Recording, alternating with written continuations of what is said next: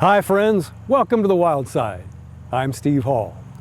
When the organizers of a national foundation got together to decide where they wanted to hold their one really big event for the year, Tennessee came out on top. Although previously held in Texas, Nevada, Virginia, Oklahoma, Florida, and Kentucky, spectators traveled from all over the country to come experience the Extreme Mustang Makeover right here at the Williamson County Ag Expo Park.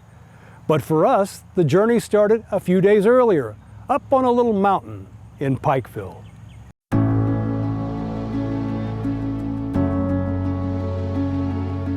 Heavy clouds hang over the horizon as the magnitude of this moment settles in over Wheeler Mountain. There is a lot at stake here, and everybody knows it. We're right at day 100. We leave tomorrow for the event. The event begins where this day will end, a showcase of the 100 days it took to transform an untouched wild Mustang into a beautiful, versatile, and well-trained ride. Her name is Carmelita's Carmelicious Dream.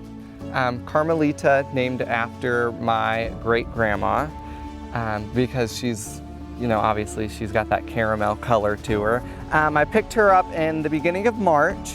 I was on her back by day 3 out of the wild, which was super, super exciting. This is no typical horse trainer. Garrett Shanks is not yet old enough to drink. Not that he would. He's singularly focused on what has become known as Garrett's equine path. I've always wanted to be into horses. I didn't grow up in a horse family. But then summer of 3rd grade, my sister bought me some riding lessons. And then it just kept growing and growing until I found the Extreme Mustang Makeover in 2015 through a movie. It was Wild Horse, Wild Ride. And I knew right away, I was like, I have to do a Mustang. I have to do it. At the age of 15, Garrett got his first chance to teach a little yearling she could trust him enough to follow his lead. By 16, he was winning top awards. Even at 17, competing and placing in virtual events when in-person performances were put on hold. At 18 and 19, coming out as champion in some Mustang challenges. And now, knowing this mare could clear the way for an even more profitable career path. It has its days that it's the most rewarding job in the world. The Mustangs definitely have a specialty to them. Some days you walk out and you're like, wow, like this is a dream come true. Like who in their right mind, first off, works with wild horses? Like that's just crazy. But it's so rewarding. And then other days you're like, okay, really, who does work with wild horses? Like, what am I doing? Like, I could be out, loping some nice quarter horses for somebody. But no, it's definitely a dream come true. Garrett's dream come true found him at day 5, standing on this super solid mare. I've had 2 of my nieces, my sister, and my grandma on her, ranging in ages from 8 to 87 on her, and she's handled them all great. But how Carmelita will perform in a pressure-packed arena surrounded by other recently trained Mustangs is now only hours away, and just a little over 100 miles from Pikeville down to Franklin. We wanted to come to the east because people are just as crazy about horses as the west. Although quite a spectator sport, the ultimate mission of the Extreme Mustang Makeover is to get wild horses out of government holding facilities, get them adopted by auction, and placed into approved homes. We just encourage people to get involved.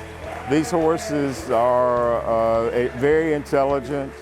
They all need a home. There are 50,000 that are in holding facilities. 90,000 horses will be gathered periodically. And so those numbers continue to grow. So as we can help get these horses adopted, that's our goal. This is our only makeover for the entire year. And so normally we have 2 or 3 around the country, but this is it for the year. And so it's a big deal to bring it here. My greatest hope is that I can just make the top 10. I want to make the finals. There are 3 different classes that will help determine the standings: handling and conditioning, maneuvers, and trail. Garrett and Carmelita make their mark in each category, going up against older and already well-known trainers as they inch closer to the top 10. Oh, he did wonderful. I'm so proud of him. I just so excited for him. I'm like shaking. I don't know how to even feel.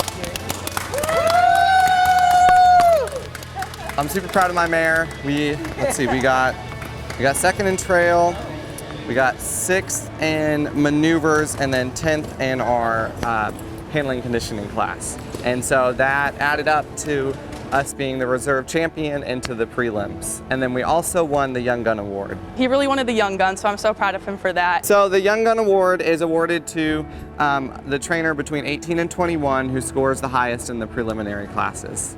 I've been by his side since the day he's been born. I'm proud of him. Say congratulations. Thank you I'm so much. proud I of appreciate you. it. I'm so proud. I appreciate it. I've had a ton of people reach out to me over the weekend, either wanting their horse trained or wanting a horse just like her, or tons of clientele has been grown from this. Thank you so much. I appreciate it. Just all around good kid. He never was a bit of trouble, and he just gives it his all when he does something. While the peak performance is reserved for a Saturday night crowd and no one has any idea how this will end, Garrett's grandmother remains a focal point for his horse training skills. Even the little yearlings trained by children can sit, jump, and lay down. But most adopters will be looking for a horse they can just ride. I've been around him and I know how he tames them, and she's so lovable that I just had to try to get on her. And I had to mark another thing off my list. It makes a big difference in the horse's life, but it really affects the people that are working with these horses, and they develop a tremendous bond. Teaching a horse to trust is Garrett's go-to training technique, and he's believing in that bond as he enters the arena for the final freestyle competition, where horse and rider demonstrate respect, control, and creativity.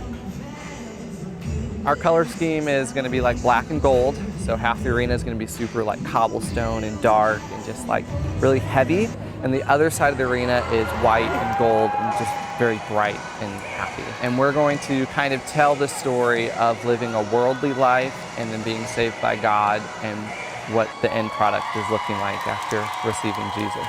The competition is impressive: an astronaut pulling his own rocket, a theme from the hit series Yellowstone, and a carriage ride with Beauty and the Beast. Even so, Garrett and Carmelita came here to be contenders, and they remain right up until the end. I think this is the first time that I have ever had 2 men left. Most of the time it's 2 women. In second place, hip number 69, Garrett Shanks. Justice Jacobs from Lebanon, Pennsylvania, on his horse Sakura, wins the cumulative score and champion title of Extreme Mustang Makeover. But judges don't always have the final say. Audience members are polled for fan favorite, and this 20-year-old horse trainer from Graysville, Tennessee, rises to the top again. I believe right there is going to be your fan favorite. But remember, the Extreme Mustang Makeover is ultimately about the horse finding a good home. Carmelita's Carmelicious Dream is number 69 in the competition, and she sells at auction for $6,900. So, $6,900. So we're hoping to make her a really well-rounded horse, to get her to be a therapeutic horse for my husband, who has PTSD from multiple deployments. And then I'll also work with her to develop her as a trail horse and some Western dressage, hopefully, and some jumping, since she has the potential, and see where she excels and what discipline, and we'll take it from there. I couldn't have asked for a better home for her to go to. I lacked a lot of self-confidence coming into this event. It was a struggle. I'm not a believer in magic. I don't like to use the term magic, but to take a wild horse and in 100 to 120 days be able to show them, it's pretty magical. Like the relationship you create with that horse, it's truly like any other relationship that you can experience. I'm Annette Noel Hall on the Wild Side. In addition to training and hosting clinics, Garrett Shanks hopes to someday own a petting zoo and take animals into the inner city. Later in the show, we'll head back up toward Fall Creek Falls to see who is holding the horses. You might have recognized the Mustang Heritage Foundation Chair, Paula Carr. She and her husband Randall operated the Cross Plains Wild Mustang and Burro Center, featured here a few years ago on Wildside. Randall was a trustee for the Heritage Foundation. He passed away June 27, 2022.